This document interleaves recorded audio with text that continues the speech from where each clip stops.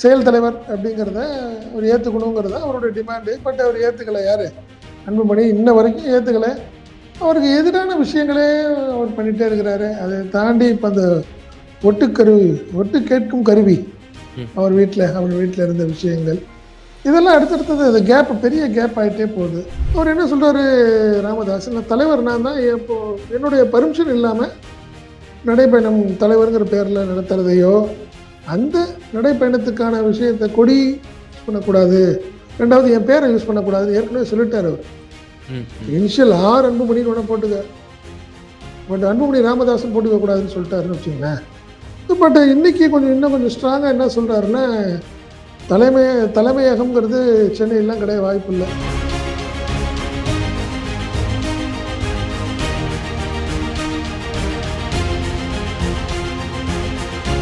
இன்னைக்கு விழுப்புரத்தில் நடந்த இன்னைக்கு இந்த ஆர்ப்பாட்டம் நடந்துச்சு 10.5க்காக அன்புமணி தலைமையிலான ஒரு ஆர்ப்பாட்டம் நடந்துச்சு. அந்த ஆர்ப்பாட்டத்தில் பார்த்தீங்கன்னா திமுக பேனர்லாம் கிழிச்சு விட்டாங்க. அங்கே வச்சு இந்த பேனர்கள் எல்லாத்தையும் கிழிச்சு விட்டாங்கன்னு வச்சுங்களேன். இது சின்ன சின்ன விஷயமா இருக்கும். இது இப்படியே போயிட்டே இருக்கும். ஒரு ஆமாம், ஏன்னா இன்னைக்கு நிலைமையில இந்த கட்டுக்கோப்புங்கிறது அன்புமணியால பண்ண முடியாது.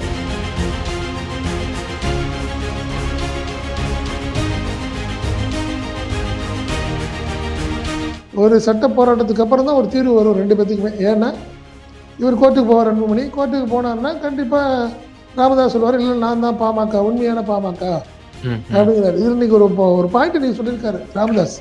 என்ன சொல்றாருன்னா, சிறப்பு பொதுக்குழுவில் எடுக்கப்பட்ட முடிவுகளின் படி அப்படின்னு ஒரு வார்த்தை சொல்றார். அன்புமணி செயல் தலைவராக தொடர்கிறார், அவ்வளவுதான். அவரால் வேறு யாருக்கும் நியமனம் பண்ண முடியாது. மறைமுகமாக சில விஷயங்கள் யாராக இருந்தாலும் இன்னைக்கு ஒன்றும் இல்லை. இன்னைக்கு அன்புமணியோடைய பதவி காலம் இன்னையோட முடிஞ்சிருச்சு ராஜ்யசபால. என்ன இன்னைக்கு யாரு பண்றா? அதிமுக உறுப்பினர் தம்பிதுரை அவரை அன்புமணியை பாராட்டி பேசுறாரு. அவருடைய செயல்பாடு எப்படி இருந்துச்சு பாருங்க. ஒரு முக்கியமான காலகட்டத்திலாம் இருந்திருக்காரு, போயிருக்காரு, வந்திருக்காரு சொல்றாரு. ஸோ நல்லாவே தெரியுது அன்புமணிக்கு அதிமுக மறைமுகமா ஆதரவு தெரிவிக்குதுங்கிறத.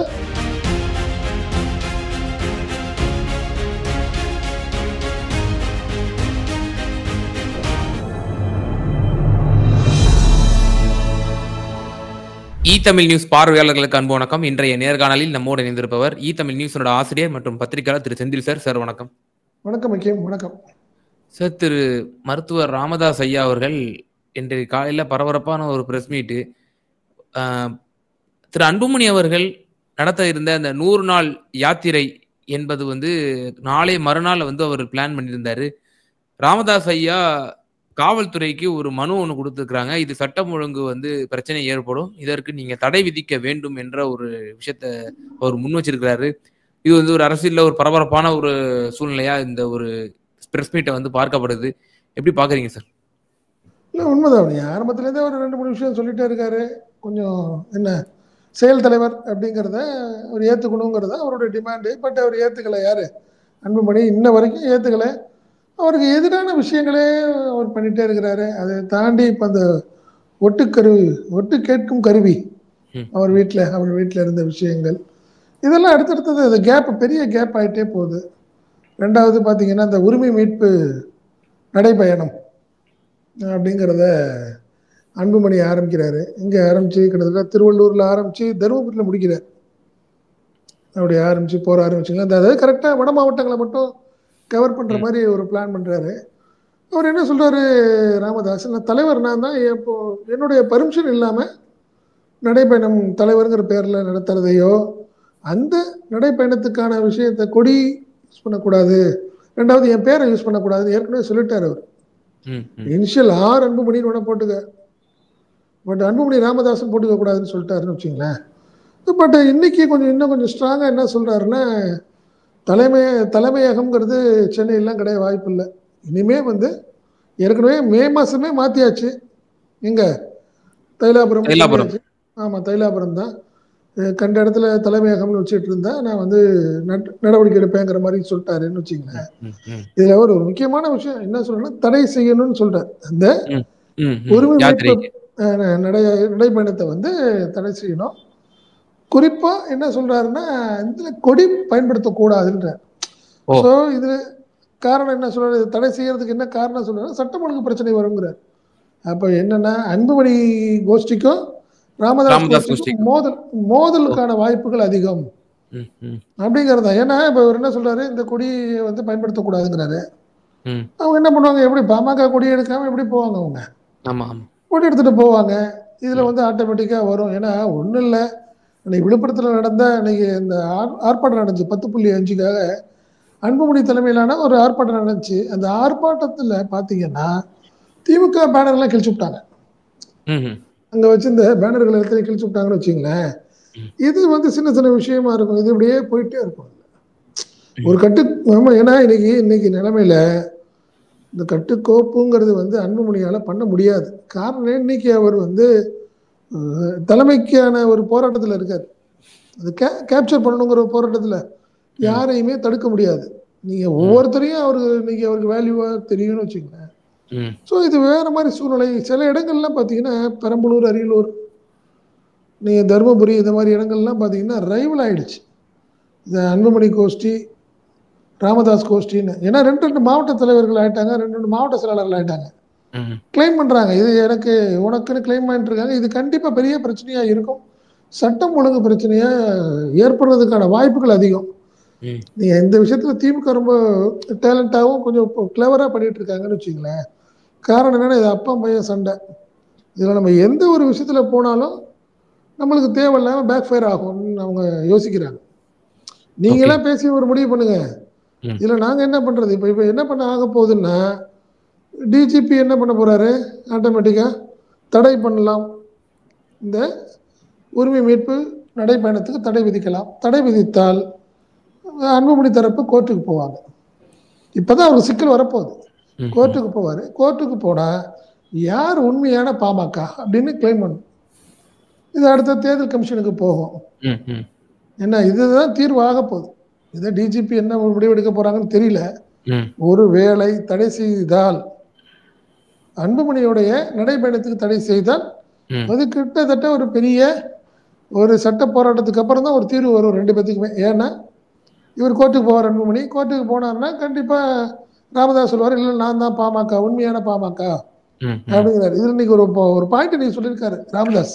என்ன சொல்றாருன்னா, சிறப்பு பொதுக்குழுவில் எடுக்கப்பட்ட முடிவுகளின் படி அப்படின்னு ஒரு வார்த்தை சொல்றார். அன்புமணி வந்து செயல் தலைவராக தொடர்கிறார், அவ்வளவுதான். அவரால் வேற யாருக்கும் நியமனம் பண்ண முடியாது அப்படிங்கிற விஷயங்கள்லாம் அதை கோடிட்டு தான் அவர் சொல்றார். இந்த சிறப்பு பொதுக்குழு கூட்டத்தின் எடுக்கப்பட்ட தீர்மானங்கள் ம் சொன்னது ஏற்கனவே தேர்தல் கமிஷனுக்கு நாங்கள் அனுப்பிட்டோம். ம் அதுல யார் யார் தலைவர்கள் எல்லாங்கிறத நான் சொல்லிட்டேன். ம் அதனால தேவையில்லாத விஷயத்துல அன்புமணி பேசாம இருக்கணும் அப்படின்னு சொல்லிட்டாரு. ரெண்டாவது இன்னைக்கு ஒரு முக்கியமான ஒரு விஷயத்த என்ன சொல்லிட்டாரு, அடுத்த வாரம் இது யார் இந்த இது ஒட்டு கேட்கும் கருவியை வச்சாங்கங்கிறத அடுத்த வாரம் நான் சொல்றேன் அப்படின்னு ஒரு வார்த்தை சொல்றாரு. இப்போ எனக்கு என்ன கேள்வினா சார், இப்போ மருத்துவர் ஐயா தன்னுடைய புதல்வருக்கு எதிராகவே இப்படி ஒரு கம்ப்ளைண்ட்ட குடுக்குறாரு. சட்ட ஒழுங்கு பிரச்சனை இவரால ஏற்படும் அப்படின்னு சொல்லினா, திமுகவுக்கு மருத்துவர் ராமதாஸ் ஐயா அவர்கள் வந்து ஒரு டிமாண்ட முன்வைக்கிறாராங்கிற நமக்கு கேள்வி வருது.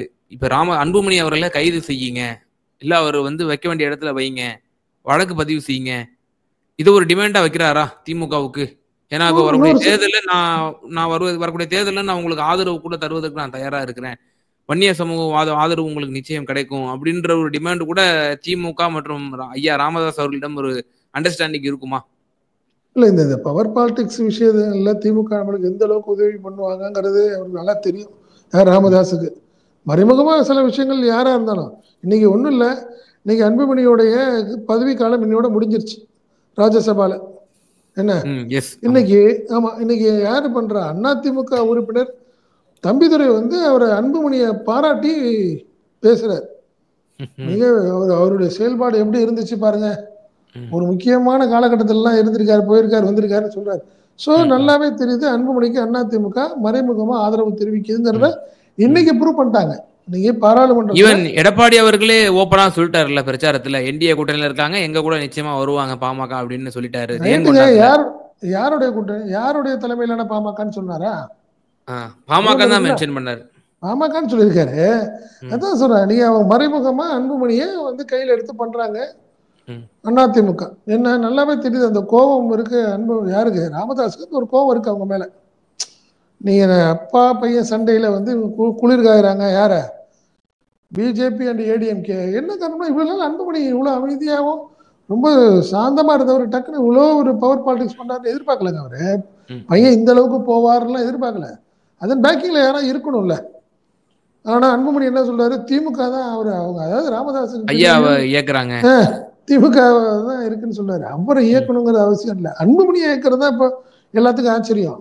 ம். ம். வீட்டை விட்டு வெளியே போய் ம். அப்பாவுக்கு எதிராக பாலிடிக்ஸ் பண்றது, ம். ம். தன்னுடைய மனைவியோட வச்சுக்கிட்டு அவர் பாலிடிக்ஸ் பண்றாருங்கிறது தான் எல்லாத்துக்கும் ஆச்சரியம். அதுக்கு தான் யாரோ கூட இருக்கிறாங்கன்னு அர்த்தம். அது எல்லாத்துக்கும் தெரியுது. புரியுதுங்களா? ம். அதனால என்னையை பொறுத்த வரைக்கும் இந்த விஷயத்துல திமுக பெரிய லாபமா இது எதுவும் மூவ் பண்ணாதுங்கிறது என்னோட எண்ணம். காரணம் என்னன்னா, ஓ. நீங்க ஒருவேளை அன்புமணி மேல எந்த நடவடிக்கை எடுத்தாலும் கைது பண்ணீங்கன்னா என்ன பண்ணுவாரு? திமுக ம். சதியும்பாரு, ம். அதை ம். அனமல் பண்ணி பார்ப்பாரு. ம். ஆனா திமுக வந்து அது அந்த ஒரு நிலைக்கு போகாதுன்னு நினைக்கிறேன். உங்களுக்கு ஒருவேளை பர்மிஷன்னா நீங்க கோர்ட்ல போட்டு பர்மிஷன் வாங்கிக்கங்க பாரு டிஜிபி. ம். ம். ஏன்னா ம். இது வந்து ஒரு 2 ஃபிராக்ஷன் ஆயிடுச்சு, 2 குரூப் ஆயிடுச்சு. ம். அதனால கோர்ட்ல நீங்க பர்மிஷன் வாங்கிக்கங்கன்னு ஒதுக்கிக்குவாங்க திமுக. அப்படிதான் நான் நினைக்கிறேன். இது ஆளும் அரசோடு தொடர்பு படக்கூடிய ஒரு விவகாரம்ங்கிறதுனால திமுக எப்படி அணுகுங்கிற ஒரு கேள்வியும் முன்வைக்க வேண்டியது இருக்கு. இப்ப நீங்க சொல்றீங்க திமுக இதை கடந்து போயிடும், இதுல டச் பண்ணோம் அப்படின்னா அப்ப ராமதாஸ் பின்னாடி இயக்குறது திமுக தான் சொல்லி அன்புமணியினுடைய குற்றச்சாட்டு மெய்யாயிடும் அப்படின்னு நீங்க சொல்றீங்க. ஆனால் திமுக இந்த இடத்துல கண்டிப்பா ரியாக்ட் பண்ணி ஆகணும்ல சார்.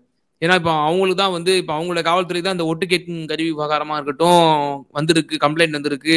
இப்போ அந்த இப்ப 100 டேஸ் அந்த ரேலிக்கும் வந்து இப்ப அவர் வந்து பிரச்சாரத்தை முன்னெடுக்க போறாரு. அப்ப திமுக ஏதாவது ஒரு ரோல் பிளே பண்ணும் இல்லையா? திமுக ரோல் பண்ணல. டிஜிபிட்ட பர்மிஷன் கேட்டிருக்காங்க, சொல்லியிருக்காரு. அவரு ம். தடை விதிக்கணும்னு சொல்லியிருக்காரு, மனு கொடுத்திருக்காரு. மனுக்கு தான் முடிவு என்னன்னா தடை செய்யணும்னு சொல்லுவாங்க, அவ்வளவுதான். ம். ம். இப்ப நீங்க திருவள்ளூர்ல ஆரம்பிக்கிறாங்கல்ல, திருவள்ளுவர் போலீஸ் வந்து எஸ்பி கிட்ட கேட்டிருப்பாங்க. யாரு? அன்புமணி வந்து பர்மிஷன் கேட்டிருப்பாரு. இல்ல, பர்மிஷனுக்கு அனுமதி இல்லைங்க உங்களுக்கு, ம். அதனால நீங்க வந்து எதா இருந்தாலும் நீங்க கோர்ட்ல போய் வாங்கிக்கங்க. சாதாரண ஒரு பொதுக்கூட்டம் பிரச்சனைனா கூட கோர்ட்ல போய் வாங்கிட்டு வர்றாங்க. இது ஒரு முக்கியமான சிக்கல். ஏன் சிக்கல்னா இது வந்து கவர்மெண்ட்டுக்கும் இவங்களுக்கான சிக்கல் இல்லை, இவங்க கட்சிக்குள்ளே இவ்வளவு பெரிய பிரச்சனை இருக்கு. ம். ஒவ்வொரு மாவட்டத்திலையும் 2 மாவட்ட தலைவர் இருக்காரு, தலைவர் செயலாளர் இருக்காங்க. இந்த பிரச்சனைக்கு வந்து ஆட்டோமேட்டிக்கா கோர்ட்டுக்கு போய் தானே ஆகணும். ம். ம். நீங்க ஒண்ணும் இல்லை, நீங்க ஆட்டோமேட்டிக்கா இப்போ ஒண்ணும் இல்லை. ராமதாஸ் ஒரு விஷயம் பண்றாருன்னா அன்புமணி எதிர்ப்பு தெரிவித்தால் கண்டிப்பா என்ன பண்ணும்? ராமதாஸுக்கும் அதே தான் நிலைமை. திமுக அப்படித்தான் நினைக்கும். ஏன்னா இது லாபம்னு பார்க்க முடியாது அரசியலா. ம். ராமதாஸை கையில் எடுத்தால் அப்படின்னு முடிவு பண்ணீங்கன்னா இன்னும் ஒரு தரப்பு அட்லீஸ்ட் 70-30 வைங்களேன், 30% திமுக எதிராக போவாங்கல்ல. ஓ. நீங்க அதனால திமுக வந்து ரொம்ப தெளிவா பொறுமையா தான் முடிவு எடுக்கணும் இந்த விஷயத்துலன்னு நினைக்கிறேன். யாரு பவரா இருக்குங்கிறது தேர்தல் கமிஷனோ கோர்ட்டோ ஒரு காலகட்டத்தில் முடிவு பண்றப்போ அதுக்கப்புறம் திமுக பாலிடிக்ஸ் பண்ணும். இப்ப பண்ணாது. இப்படி பண்ணியிருந்தா இந்த ஒட்டு கேட்கும் கருவி யாருங்கிறத இன்னும் கண்டுபிடிக்காமலாம் இருந்திருக்க மாட்டாங்க. 100% கண்டுபிடிச்சிருப்பாங்க. அது நேரம் அன்புமணியே நேரா வந்து அவங்க வச்சிருக்க போறாரு. யாராவது ஒரு ஆளை வச்சு பண்ணிருப்பாரு. அவங்கள கையில எடுத்து அவங்கள்ட்ட இருந்து கன்ஃபெஷன் வாங்கி பண்ண முடியாதா? அன்புமணி எஃப்ஐஆர் போட முடியாதா என்ன? 100% பண்ணலாம். திமுக ரொம்ப தெளிவா தானே இருக்குன்னு நினைக்கிறேன். அதனால தான் சொல்றேன் நானு, பொறுமையா எதா இருந்தாலும் கோர்ட் மூலியமா பண்ணணும்னு நினைக்கிறது திமுக. அதுதான் சரியான அணுகுமுறை தான் நான் பாக்குறேன். இப்போ ராமதாஸ் ஐயாவுடைய ஃபேக்ஷன் ஒருவேளை திமுகவுக்கு ஆதரவு தெரிவிக்குங்கிற ஒரு நிலைமையும் வந்து பேசப்படுது. இன்னொரு பக்கம் விசிகாவும் நம்ம கூட்டணியில இருக்கிறாங்க. ராமதாஸ் ஐயாவும் வந்தாங்கன்னா வன்னியர் சமூகத்தினோட வாக்குகளும் நமக்கு கிடைக்கும், தலித் சமூகத்தினோட வாக்குகளும் கிடைக்கும், வன்னியர் சமூகத்தின் வாக்குகளும் திமுகவுக்கு கிடைக்குங்கிற ஒரு எண்ணமும் இருக்கலாம் இல்லையா திமுகவுக்கு? எனக்கு தெரிஞ்சு இந்த பிரச்சனை சட்டமன்ற தேர்தலுக்கு முன்பே தீர்க்கப்பட்டுரும் நினைக்கிறேன் நான்.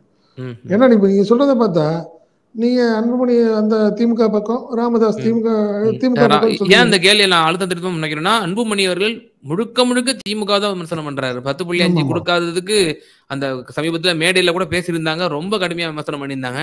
ஆனா திரு மருத்துவர் ஐயா அவர்கள் வந்து திமுக ஆளும் அரசின் மீது அவ்வப்போது அறிக்கைகள்லாம் விடுவாரு எக்ஸ்தலத்துல. இப்ப அவர் எக்ஸ்தல கூட முடங்கி போய் கிடக்கு. அந்த அவ்வப்போது விமர்சனங்களை முன்வைப்பாரு. ஆனால் இந்த கிளாஷுக்கு பிறகு மருத்துவர் ஐயாவும் கணிசமா அந்த ஆளும் அரசை கேள்வி கேட்கிறது, விமர்சனம் பண்றதை நிப்பாட்டிட்டாரு. இல்லையே, நீங்க உள்கட்சி பிரச்சனை இருக்கிறப்ப நீங்க வெளியில சொல்றது, அன்புமணி பேசுறதே நல்லா தெரியுது. அதானே சொன்னேன். அவர் அன்புமணிக்கு இன்னைக்கு வந்து பிஜேபியோடைய ஆதரவுக்காக அவர் வெயிட் பண்றாரு. ஸோ அதனால திமுக எதிரான நான் இருக்கிறேன் அப்படின்னு காட்டிக்கணும்னு நினைக்கிறாரு. அதுதான் இது ஒரு விஷயம் வச்சுங்களேன். இப்போ இன்னும் 2 விஷயம் நல்லா புரிஞ்சுங்களேன். ராமதாஸ் பொறுத்த வரைக்கும் இந்த எலெக்ஷனுக்கு முன்னாடியே கண்டிப்பா இதுக்கு ஒரு தீர்வு ஆயிரும். நீங்க 2 பேரும் ஆயிட்டீங்கன்னா நீங்க யாரோட கூட்டணி, ஒருவேளை திமுகவோட கூட்டணி ராமதாஸ் வந்தாருன்னா அவர் சீட்டு கேட்பாரா? அப்படி சீட்டு கேட்டாருன்னா அவர் என்ன பாமக நிற்பாங்களா? என்னவா நினைப்பாங்க? நிறைய குழப்பம் இருக்கு அதுல. பாமகவா இருந்தால் தானே அவங்களுக்கு லாபம். பாமக 1 பாமக 2 ஆயிடுச்சுன்னா லாபம் கிடையாது. 2 கட்சியுமே கண்டுக்காது, ஏடிஎம்கே கண்டுக்காது இல்ல ஒரு ஸ்டேஜ். இப்ப அதான் சார் எனக்கு அடுத்த கேள்வியே. இப்போ எடப்பாடி பழனிசாமி அவர்கள் தன்னுடைய பலவீனத்தை ஓப்பனாக ஒப்புக்கொண்டு விட்டாரா?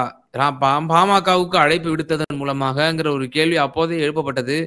நம்ம பாமக நம்ம கூட்டணியில இல்லைன்னா வட தமிழகத்துல போட்டியே கிடையாது திமுகவுக்கு அப்படின்ற மாதிரி தான் வந்து நிலைமைன்னு எல்லா அரசியல் விமர்சகர்களும் முன் வச்சாங்க. இப்ப எடப்பாடி பழனிசாமி அவர்கள் இந்த விவகாரத்தை எப்படி பாப்பாரு? அவருக்கு வந்து 2 பாமகவும் இணைந்து தன்னுடைய கூட்டணிக்கு வந்தாதானே அவருக்கு லாபம். இன்னும் சொல்ல போனா பேரமே அதாவது 2 உடஞ்சி போய் கிடக்கு. இதுக்கு வந்து பேரம் பவரே வந்து கிடையாதுன்னு நம்ம எல்லாம் பேசிட்டு இருக்கும் பொழுது இல்லாத ஒரு உயிருக்கு வந்து உயிர் கொடுத்துட்டாரோ திரு எடப்பாடி பழனிசாமி அவர்கள்? பேரத்தை கூட்டி விட்டாரோ அவரே? இல்ல, உண்மைதான். நீங்க எடப்பாடியை பொறுத்த வரைக்கும் அவருக்கு ஒரு இக்கட்டான நிலைமையில இருக்காருங்க. யாரு கூட வரமாட்டேங்கிறாங்க, யார எல்லாத்தையும் கூவி கூவி கேட்டு பாக்குறாரு, ஒருத்தர் வரமாட்டேங்கிறாங்க. 1. 2வது ஒரு விஷயம் புரிஞ்சுங்களேன். அன்புமணி மட்டும் வந்தால் முதல் எதிரியா இருப்பாரு சிபிஎஸ். சிபிஎஸ்க்கும் அன்புமணிக்கும் தான் டஃப். நீங்க ஒரு காலகட்டத்தில் நீங்க வந்து ராமதாஸ் மேல எல்லாமே மரியாதை. காரணம்னா வன்னியர் சங்கமாக இருந்து பாமக வந்தாரு, ஒரு பெரியவர் என்ன ஒரு அப்படிங்கிற மாதிரி எல்லாமே அவர் மேல உரிமையாக வச்சிருக்காங்க. நீங்க அன்புமணி வந்ததுக்கு அப்புறம் தான் நீங்க ஆட்டோமேட்டிக்கா நீங்க சிபிஎஸ் ரொம்ப கோபமானது காரணம். நீங்க ஆட்டோமேட்டிக்கா திருமாக்கும் வட மாவட்டங்கள்ல விசிகாக்கும் பாமகக்கும் மோதல் அதிகமானது. அதே மாதிரி குருக்கும் ராமதாஸுக்குமான டிஸ்டன்ஸ், இந்த மாதிரி நிறைய விஷயங்கள் நடந்து போயிடுச்சுன்னு வச்சுங்களேன். அன்புமணி வந்ததுக்கு அப்புறம் ஒருவேளை அன்புமணி மட்டும் தனியா இருந்தார் இந்த 2026 தேர்தல் வரைக்கும், ராமதாஸ் தனியா பிரிஞ்சு இருந்தால் அதிமுகல எடப்பாடியை சப்போர்ட் பண்ணி விரும்பினா கூட சிபிஎஸ் கடுமையா எதிர்ப்பார். மாற்றமே இல்லை. அன்புமணி மட்டும்னா வேண்டாங்கன்னு சொல்லுவார். ஏன்னா கேடர்ஸ் எல்லாம் வேற மாதிரி இருப்பாங்கிறத சிபிஎஸ் நல்லா தெரியும். அதனால என்னை பொறுத்த வரைக்கும் 2026 தேர்தலுக்கு முன்னாடியே 2 பேரும் ஒன்னா பேசி ஏதாவது ஒரு முடிவுக்கு வந்துருவாங்க. என்ன அப்படி இல்லைன்னா இந்த தேர்தல் பாமகக்கு எந்த வகையிலும் பலனை கொடுக்காதுங்கிறது என்னுடைய பார்வை. நிச்சயமா சார். பாமகவில் ஏற்பட்டிருக்கக்கூடிய மேலும் ஒரு சர்ச்சை, அதை தொடர்ந்து அவர்களுடைய அரசியல் வரக்கூடிய சட்டமன்ற தேர்தலில் அவர்களுடைய முடிவு என்னவாக இருக்கும், பிரதான கட்சிகள் அவர்களை எப்படி அணுகிறார்கள் என்பது பற்றி எல்லாம் வந்து எங்க நேயர்களுக்கு ரொம்ப தெளிவா உங்களோட கருத்துக்களை பகிர்ந்தீங்க. மிகுந்த நன்றிகள் சார். நன்றி வைக்கும். நன்றி. நமது இ-தமிழ் நியூஸ் சேனலில் உங்களது பொருட்களை வெறும் 500 ரூபாயில் விளம்பரம் செய்ய வேண்டுமா? தொடர்புக்கு 7806942275 தொடர்பு கொள்ளுங்கள்.